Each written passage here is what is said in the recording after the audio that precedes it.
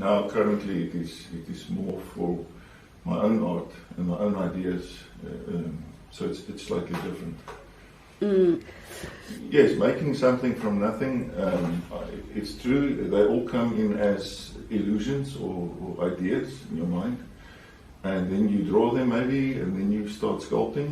They might inspire you enough to actually go and make an armature and use the clay and to attempt to create it.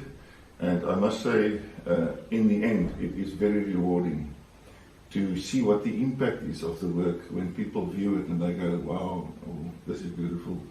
That is very rewarding.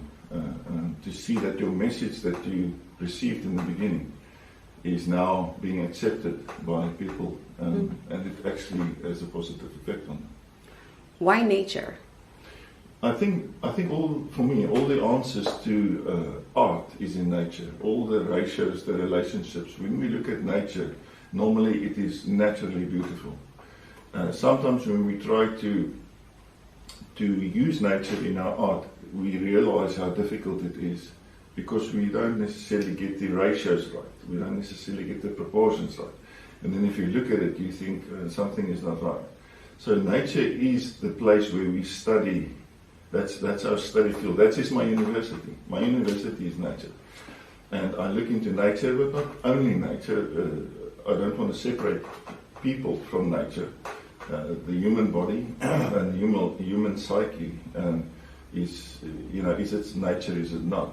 But we relate to nature because everything in nature is, in a way, perfect or very close to perfect, and we might strive to that. And I feel that nature is one of the biggest inspirations because it is where the ratios and so it's near perfect. And yes, so living in the Cape is a big part of the input that we get to produce original South African art. And the closer you are to nature, the closer you are to the originality of nature.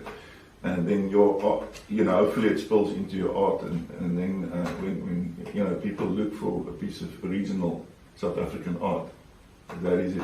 And you won't get better than someone who really got the real inputs. It's not out of a book or anything. It's from true nature.